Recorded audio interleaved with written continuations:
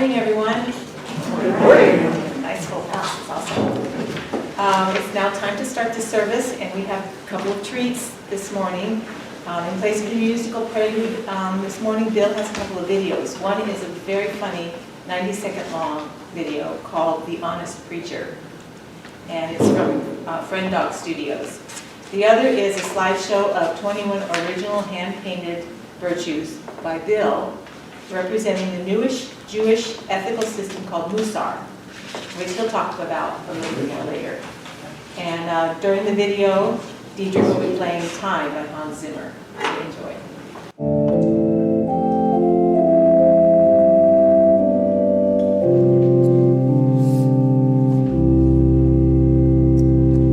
Today's reading comes from the book of Proverbs.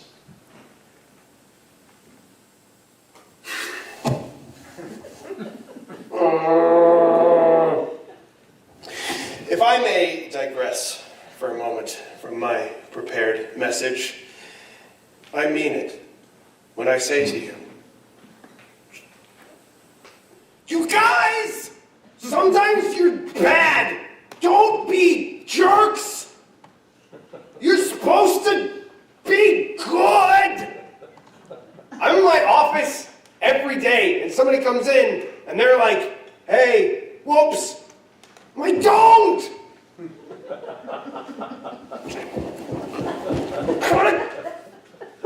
Dan, what is your deal? If anybody doesn't know, Dan is the worst. I took a vow to not say who was the worst, but it's Dan. You guys are making me look bad in front of God. What's that? Oh, look, it's Jesus. And he said, stop it! The word of the Lord.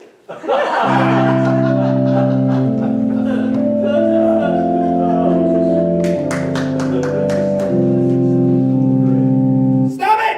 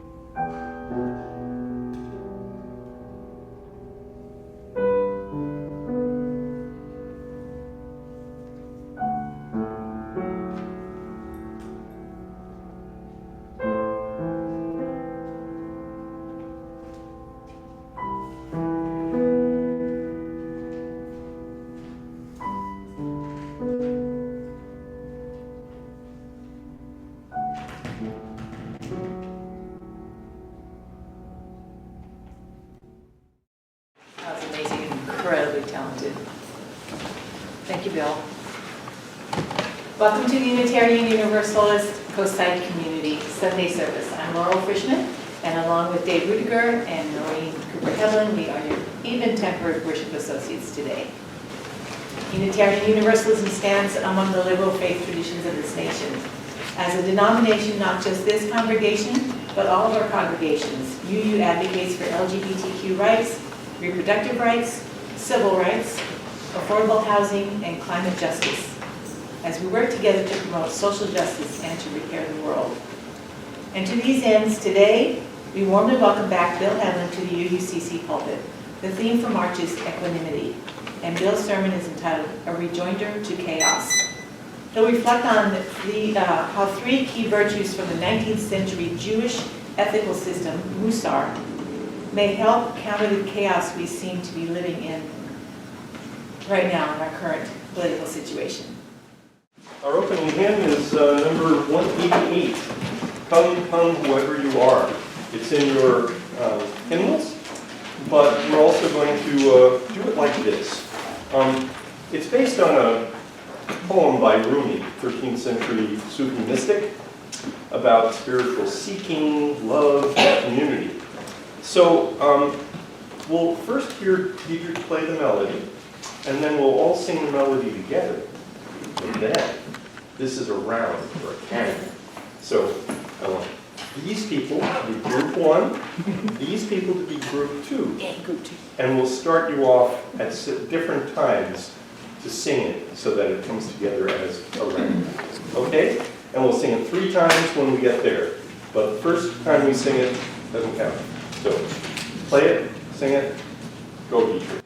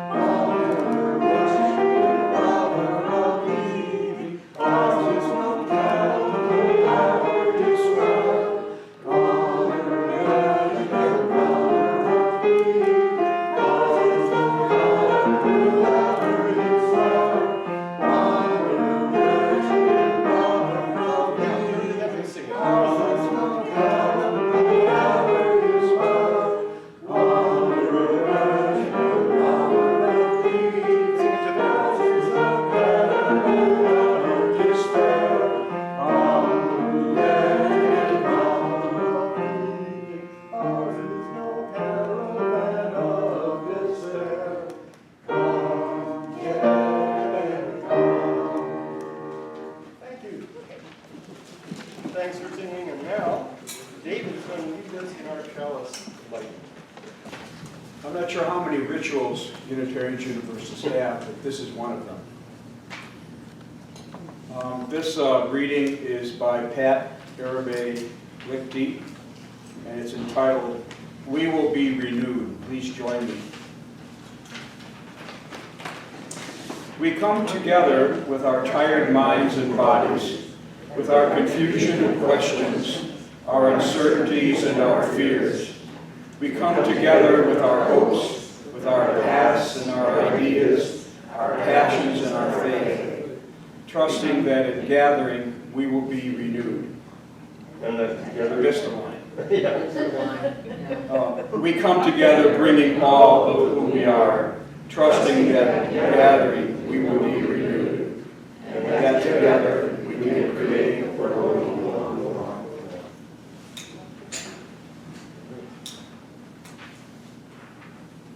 So one of the things that I really love about Unitarian Universalism is we don't have to just stick to one Bible or one source of wisdom, so we can choose from the world's literature.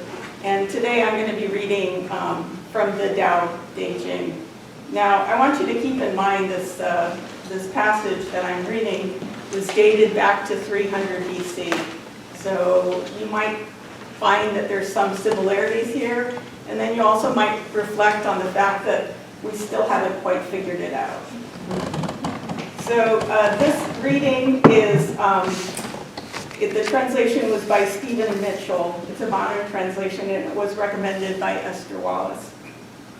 It's the Tao Te Ching by Lao Tzu. The great way is easy, yet people prefer side paths. Be aware when things are out of balance. Stay centered with the Tao. When rich speculators prosper, while the farmers lose their land, when government officials spend money on weapons instead of cures, when the upper class is extravagant and irresponsible, while the poor have nowhere to turn. All this is robbery and chaos. It is not in keeping with the Tao. Great pleasure to introduce our guest speaker today, Bill Heavlin. Bill holds a PhD from Stanford, and he retired 2 years ago from a 4 decades-long career in Silicon Valley. He has one son, Perry, now living in Minneapolis, and with his wife, Noreen, Bill is one of the principal lay leaders of the Unitarian Universalist COSI community. Welcome, Bill. Thank you, Laurel. It's nice to be here before all of you.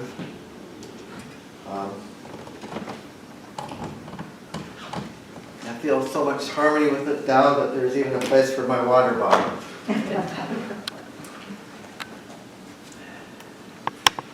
These days, when I'm introduced as a UU lay leader, a significant subset responds something like, well, I'm an avowed atheist. Communication theory categorizes this statement, I'm an avowed atheist, as a full stop. Nothing more to say. So just politely retreat.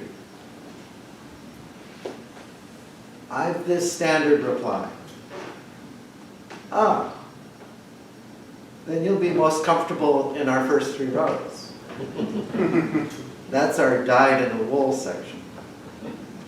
My polite retreat. And under my breath, in my mind's eye, this itch in my ear, what I really think. I don't divide people into atheists and theists, believers and non-believers. I care about people becoming better people, seeking to grow spiritually and in other ways. Like, what's the point of going to church unless you want to become a better person?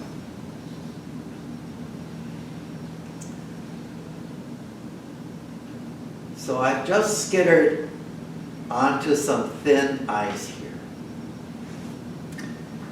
It's okay if you're uncomfortable. These postmodern times offer many good reasons to gather together in a church. Beloved community, justice, celebrating diversity. And on any given day, someone in a congregation is hurting, seeking healing or hope or simply relief from despair. For adults who come or return to church after some lapse, there's often distress or aching in one's own life. The morning podcasts, daily headlines, nightly news are for many of us ongoing sources of anxiety. It's chaos out there. Twisted guts in here. I'll return to this. Because for this I am moved to speak. To claim what for a few years ago would have seemed an extraordinary claim.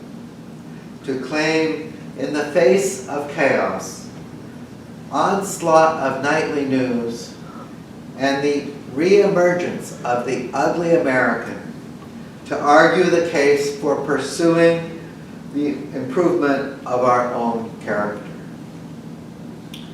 So I ask you to hear me out.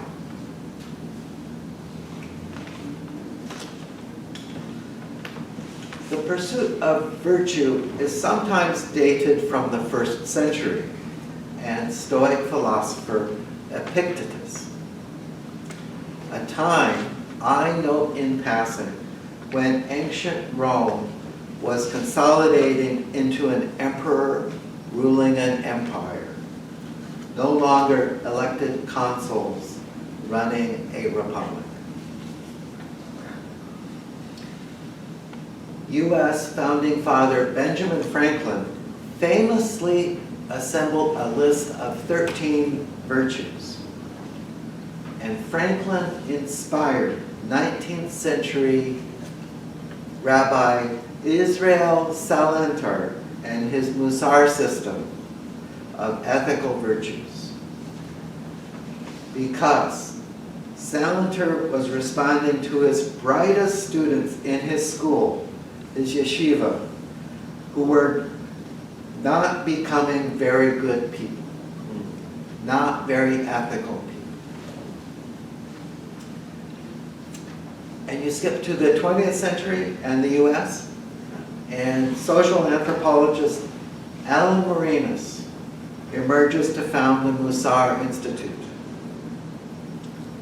Me personally, I learned of Musar from the patient presence of our local Rabbi Moshe Haim of the Kosite Jewish community.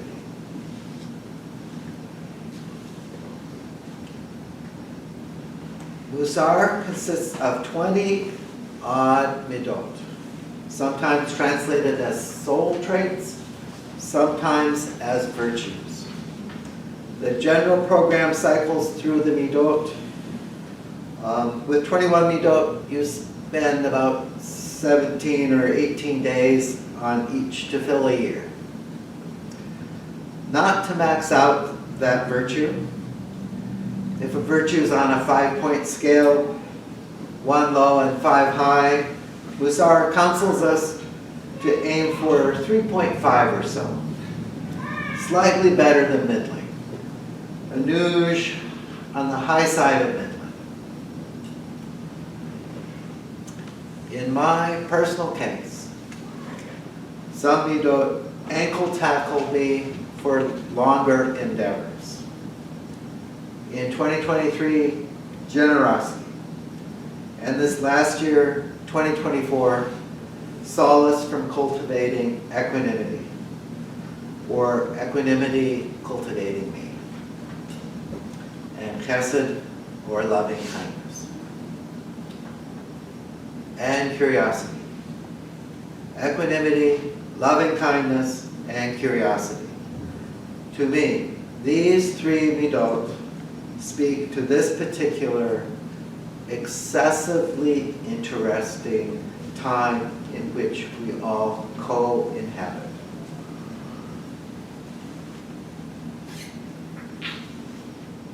Equanimity is a big fancy word,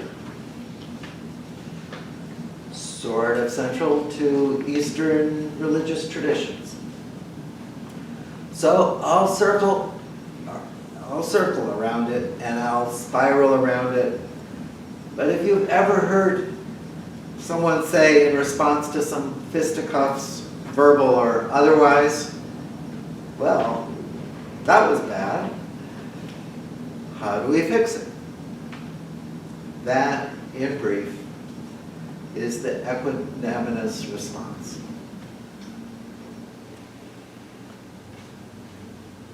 I really want to tell you this little story.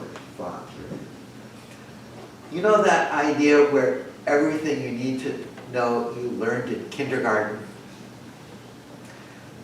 Well, I'm waiting for the day when one 5-year-old gets between two kindergartners that are and a broken toy and says, okay, that was bad.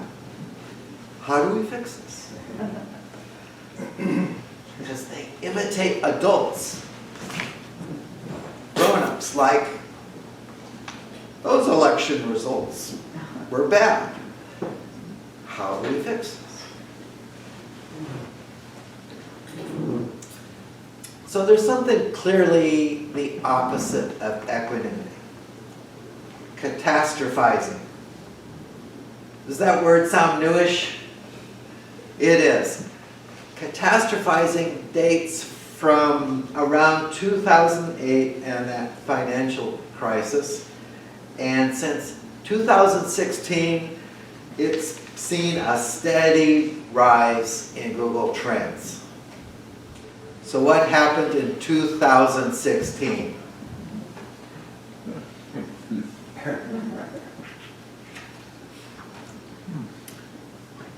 Buddhists have this framework for exploring concepts. An idea has a far enemy, in this case, catastrophizing or freaking out. That's the far enemy of equanimity. An idea also has a near enemy. For equanimity, the near enemy is indifference, not caring, giving up. Here's a story, both specific in its details and also seemingly like apocrypha. A married couple, aging in place, at a Buddhist retirement home in Marin. The woman dies. The man, seemingly practicing Buddhist non-attachment, carries on without visible grief. This is not equanimity. This behavior is mere indifference, the near enemy of equanimity. In an equanimous response, you feel your emotions. Acknowledge your emotions and contemplate what's to be done. Okay, that was bad. Now, what remains to be done?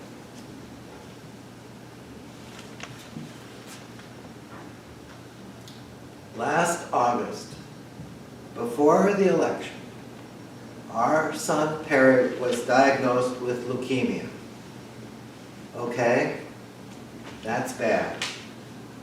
What remains to be done? Well, I got a booster on my COVID vaccine. This sets us up to visit him.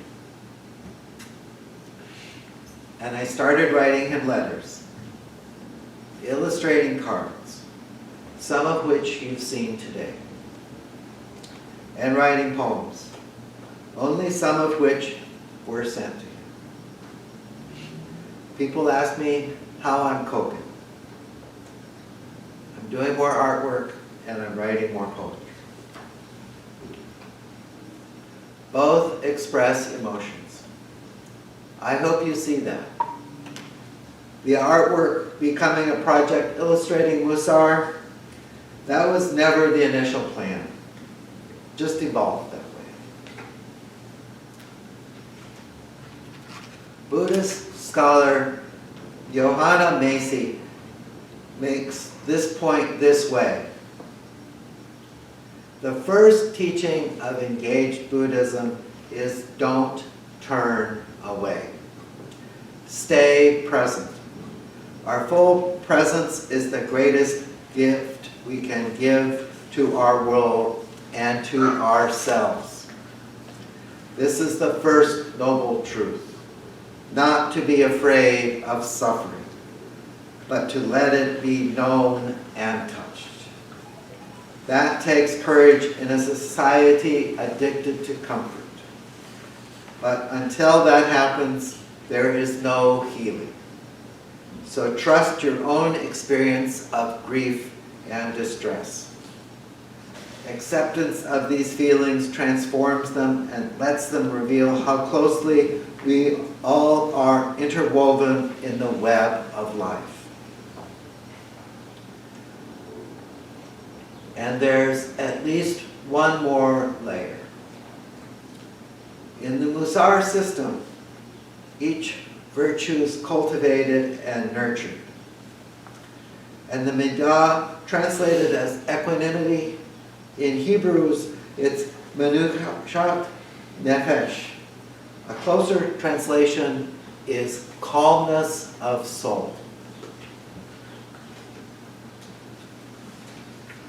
In the words of Howard Thurman, theologian and civil rights leader, the individual lives his life in the midst of a wide variety of stresses and strains. There are many tasks in which he is engaged that are not meaningful. We are, all of us, deeply involved in the throes of our weaknesses and strengths. The only hope for surcease, the only possibility of stability for the person, is to establish an island of peace within one's soul.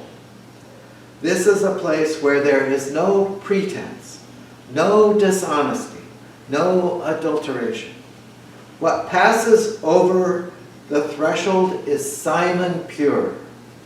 If you have not found your island of peace, you are living without the discovery of your true home. So, I call on each of us to cultivate an island of peace. This takes time and discipline. Meditative prayer, meditation, and mindfulness are all primary techniques. For most of us, we need guidance. And when you succeed, you have the ability to guide someone else toward their own island of peace.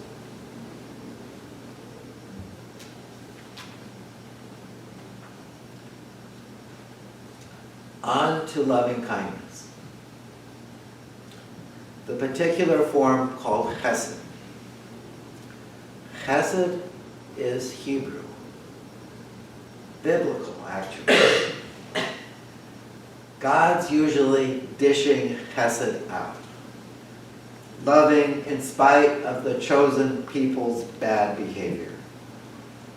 Doesn't that sound like the end of a lot of biblical stories? Unlike the Buddhist loving kindness, metta, Chesed involves deeds. Unlike generosity as loving kindness, Chesed involves deeds not actually asked for and not actually all that convenient. Chesed sometimes described this way. If you help a neighbor carry something and it's on your way, that's not Chesed. If, on the other hand, you help your neighbor carry something and it's out of your way, that's Chesed. Chesed consists of acts of kindness done even when inconvenient. Volunteering is Chesed.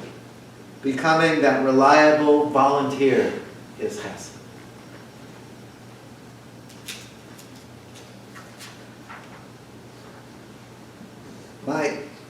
The acts of Chesed that are easiest to explain involve some form of elder care.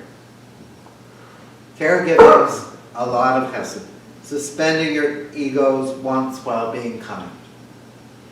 Give us this day our daily Chesed. My simplest story is about Carmel, an elderly nearby neighbor with mobility issues, especially around stairs. Mornings I fetch up her newspaper and yesterday's mail, and then refill the birdseed. Mission Carmel.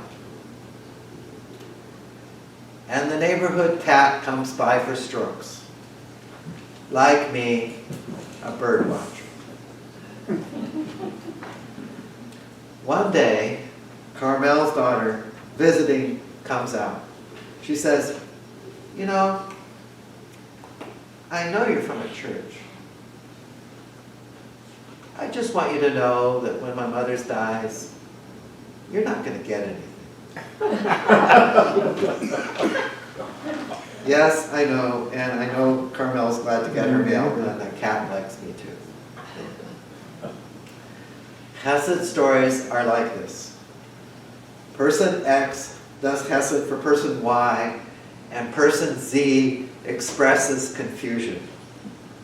In this sense, Hesed's a rejoinder to chaos, a rejoinder to the selfishness intrinsic to chaos.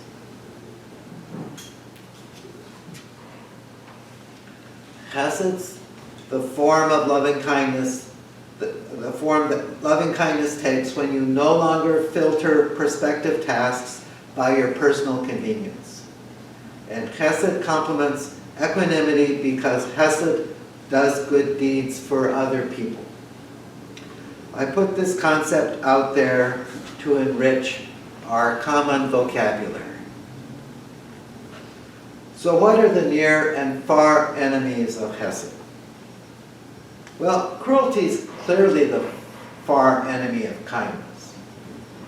In Buddhism, pity is traditionally the near enemy of such kindness.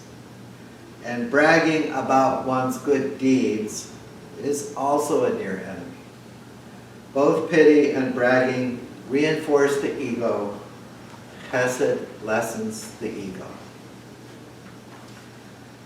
When you repeat a good deed, when I feed the birds regularly, this task becomes a habit. You know, right now, Carmel's daughter's in town, and I miss feeding the birds. What was originally an inconvenience, now I miss not doing it. A good deed can graduate into a habit, and it's hard to do a good deed and stay anxious. Give us this day our daily Hesed.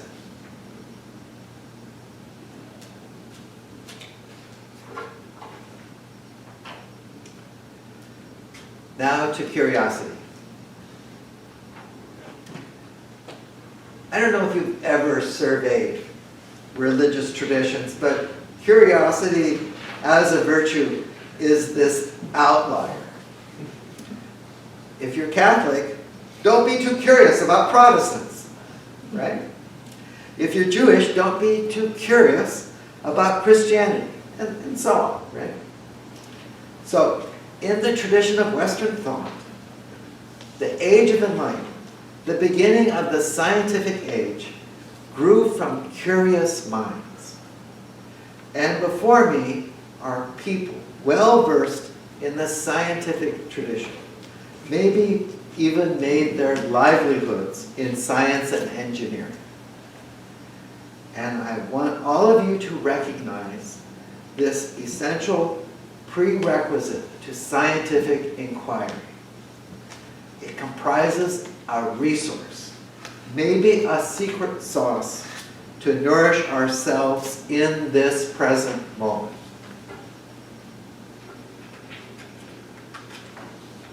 Being resistant to new information's the far enemy of curiosity. It's a form of the fixed mindset. So what's the near enemy of curiosity? Being a know-it-all. We've gone to college, right? There's always someone, a sophomore, with loud, strong opinions about everything. And I'm uncomfortably gifted with this non-skill. A few years ago, I researched how to speak with, well, Trump people. How to have a conversation with them. The main prescription was curiosity, respect, active listening. Active listening, that's saying back what you think they've just said, respectfully, always respectfully. I remember the list by the acronym CRAL, crawl. You can also spell LARC, L-A-R-C, with the same letters. Curiosity and respect can be as simple as, I'd like to hear more, or give me one more layer. Sometimes you can ask, where'd you hear that? And you can create some space by stating where you've read a fact. You can partition your statement into things you know, things you only suspect, and things we should investigate. In Musar lingo, that's using humility to develop one's curiosity. Because it's hard to be both curious and anxious at the same time. So let's close with some calls to action.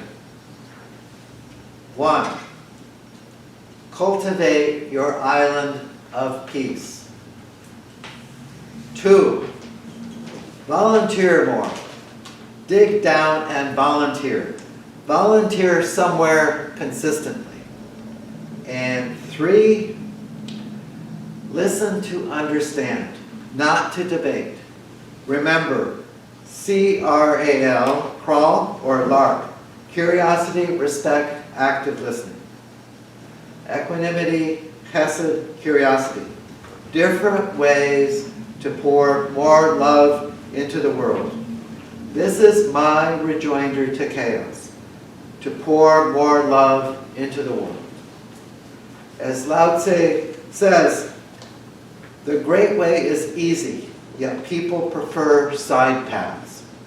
Be aware when things are out of balance. Stay centered within the Tao.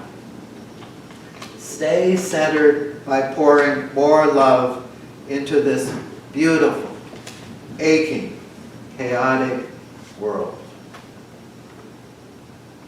Go in peace. Amen.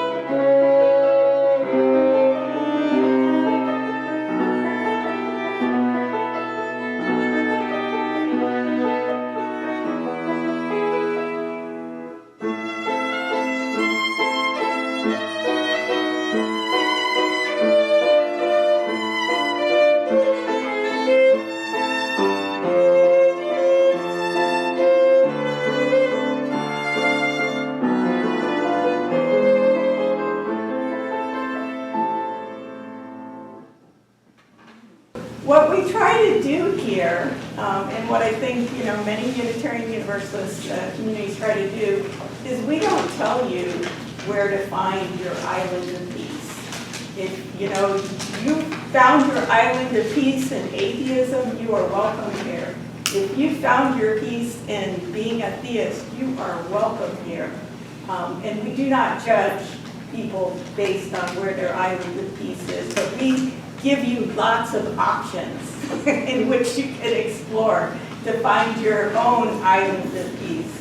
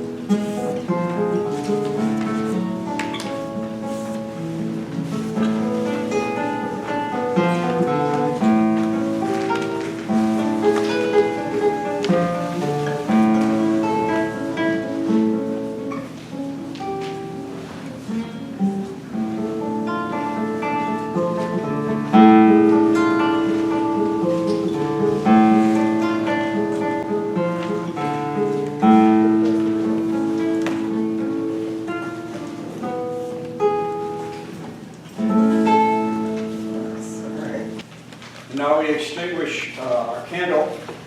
Please join me in reading these words by Elizabeth South Jones that are in the order of service.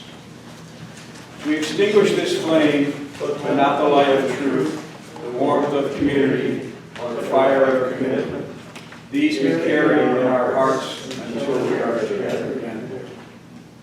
We now have our final hymn, which is number 121 in your silver hymnals.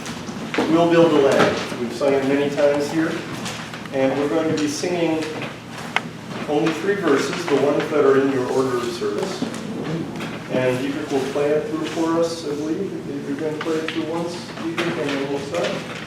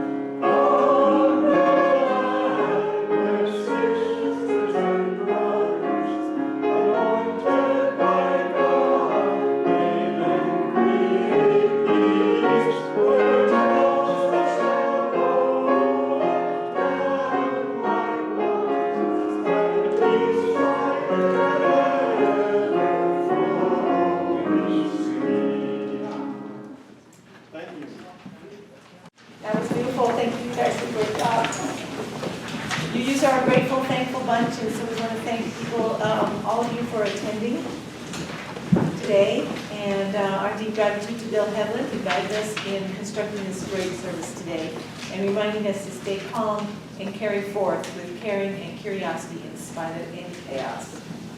Remember, 2 Sundays from now, we'll meet back here at Oddfellows at 11 a.m., that's March 16th, to dive deeper into today's sermon about equanimity and maybe enjoy a piece of peacekeeping. Gratitude also to our wonderful co-worship associates, David and Noreen. Special thanks to Diedrich, Kai, and Vera for such lovely music, and to Tom for leading us in song and for guiding us so wisely in sermon sharing. Thanks also to our production coordinators, Bill Heavlin, Noreen Cooper Heavlin, and Tom Devine. A special thanks to Bruce Raffnell for recording this service for a future YouTube upload.